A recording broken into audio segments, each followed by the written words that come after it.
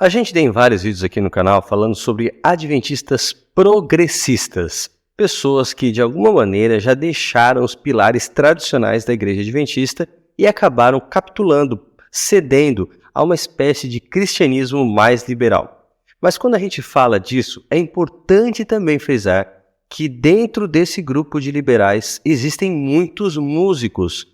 E se você parar para pensar, grande parte dos expoentes e influenciadores adventistas que também são progressistas, ou seja, liberais, são músicos e já eram conhecidos no meio adventista como músicos antes mesmo de revelarem essa faceta teológica mais preocupante que é o progressismo. É muito curioso se você também considerar que há muitas décadas a música adventista aqui no Brasil, especialmente na América do Sul também, tem passado por algumas transformações. Essas transformações dizem respeito às características de uma transformação que sai da música tradicional para uma música um pouco mais contemporânea, influenciada por outros movimentos evangélicos. Então você tem um grande marco de tudo isso daí, que é a vinda do Heritage para o Brasil no meio da década de 60. O Heritage vem para o Brasil já com uma fama nos Estados Unidos de ser um grupo mais progressista. E aí eu estou me referindo à música que eles produziam, não a tendências teológicas. Eles eram progressistas no sentido de introduzir no meio adventista alguns tipos e gêneros musicais que não eram comuns. Isso porque esse grupo serve como um grande catalisador, trazendo várias músicas da época e arranjando essas músicas dentro de uma tendência que era muito comum nos grupos vocais de então.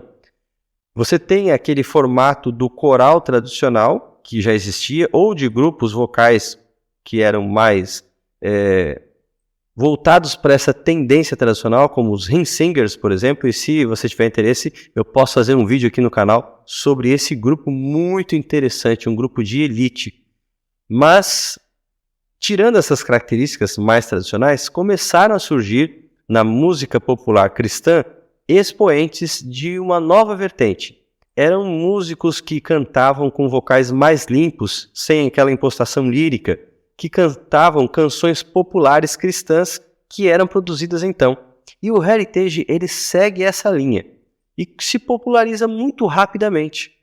A partir de então, ele começa a fazer várias turnês e vem parar no Brasil. O impacto da vinda do Heritage é muito grande.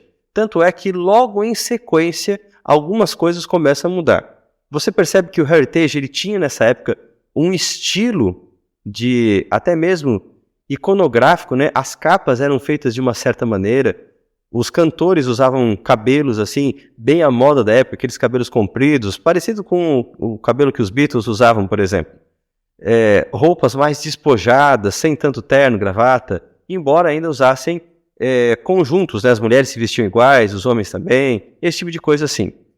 E o LP Aqui Chegamos Pela Fé, do Arautos do Rei, se não me falha a memória, de 1975, que nessa época era marcado pelos arranjos de Alexandre Reicher, ele é justamente uma reprodução do tipo de imagem que existia nos álbuns do Heritage.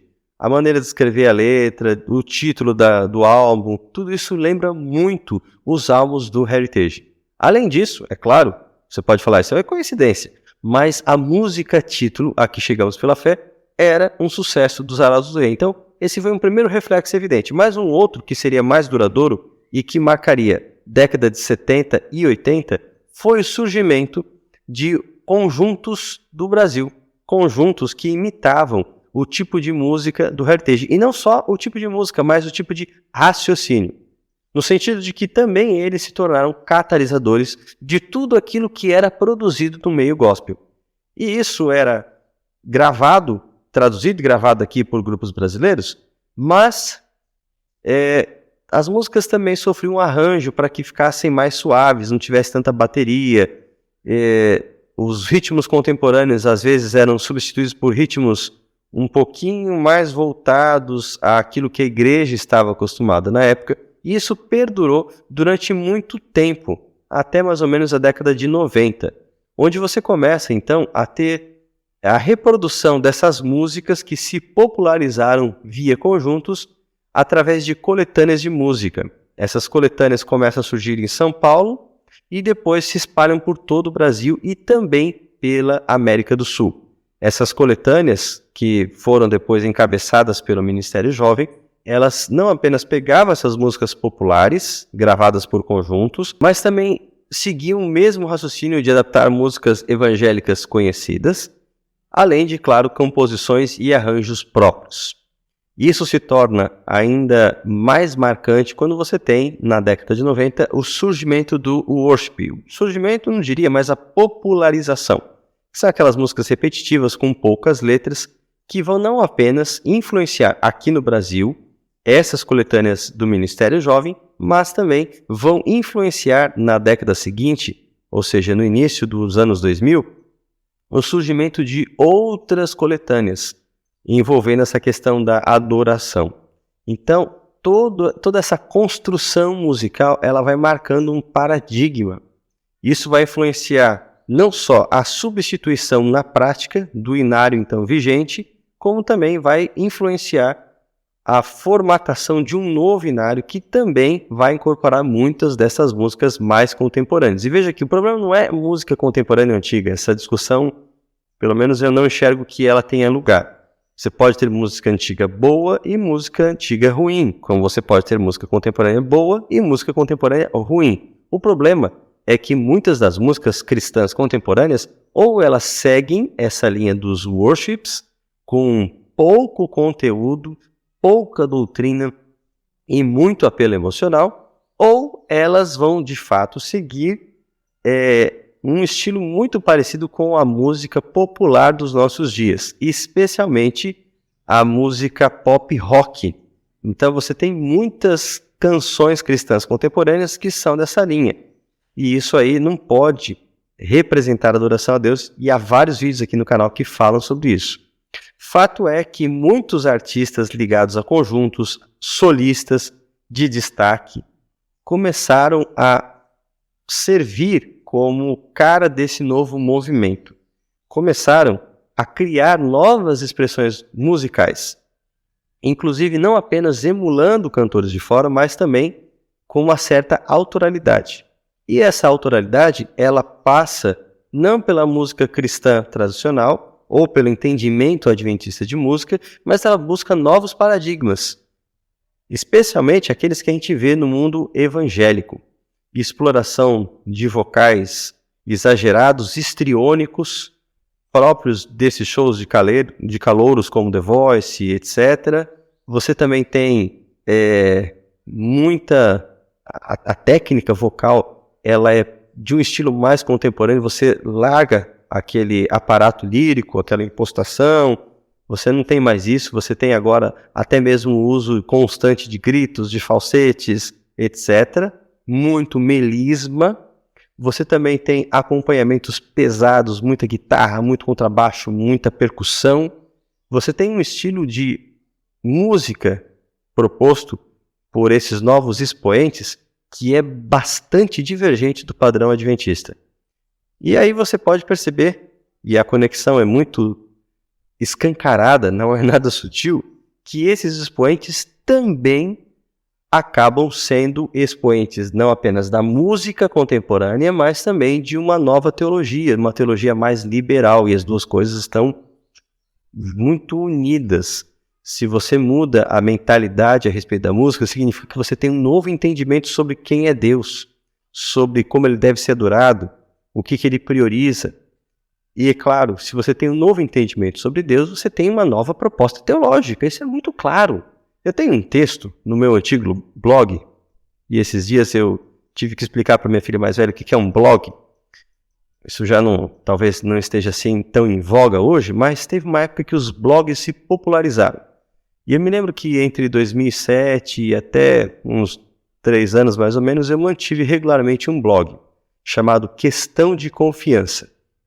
É muito capaz que algumas pessoas que me seguem hoje no YouTube me seguiam desde aquela época do blog. Então, se você já foi um leitor do Questão de Confiança, deixa aqui nos comentários. Mas, enfim, no meu antigo blog, Questão de Confiança, tem um texto de 2007, onde eu falo sobre um desses cantores, um desses grandes expoentes. E eu falava ali não da pessoa, não era uma crítica à pessoa, mas ao estilo de música, à tendência que era lançada. E, de fato, esse expoente depois seguiu ainda caminhos mais liberais e, recentemente, todo mundo conhece, participou de uma live com uma freira, onde o nome de Deus foi extremamente rebaixado. E muitas desculpas pseudo-acadêmicas foram arrumadas depois, o que se tornou ainda mais patético.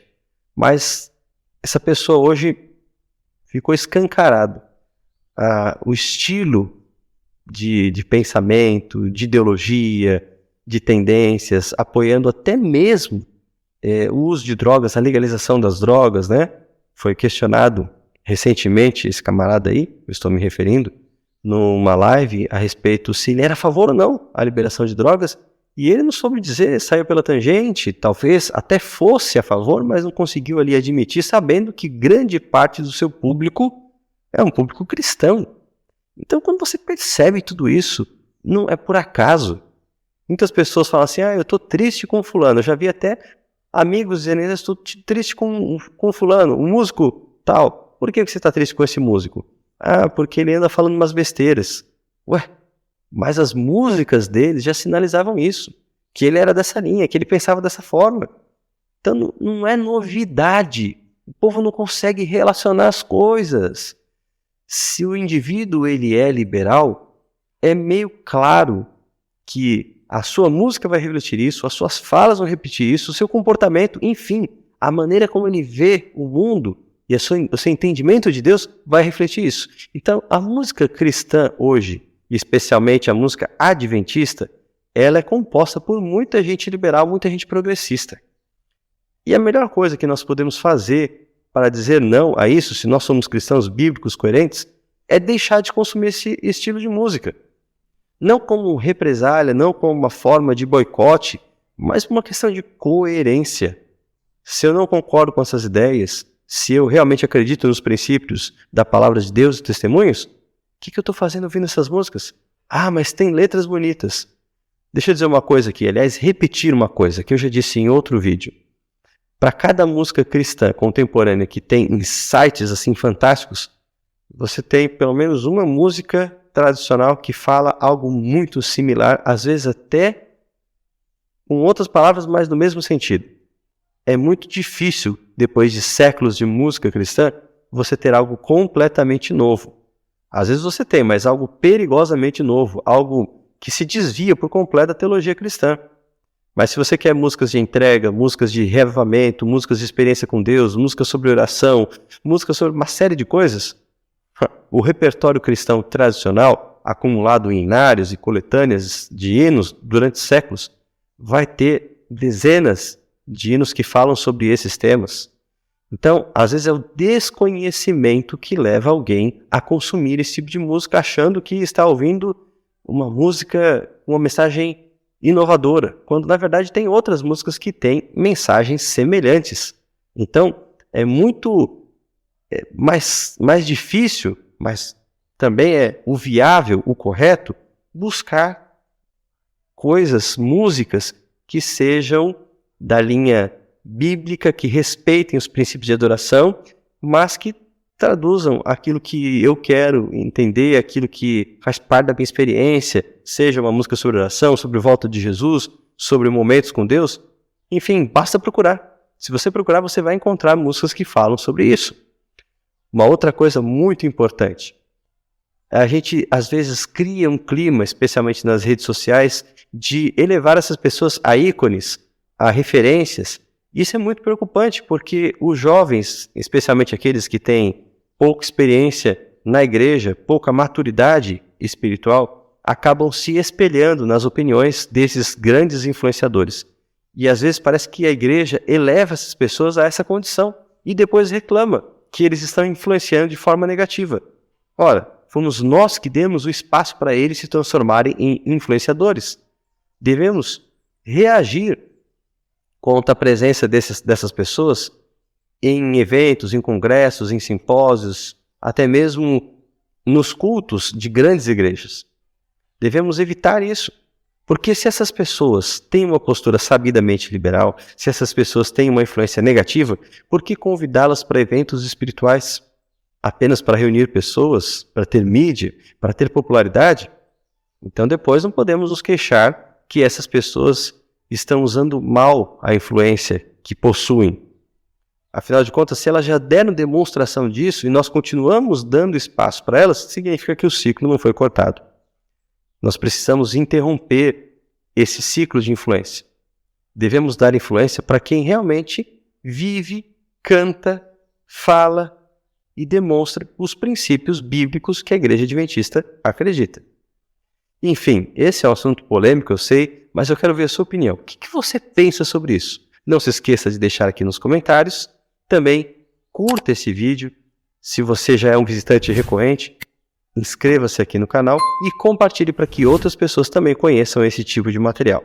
Que Deus abençoe você.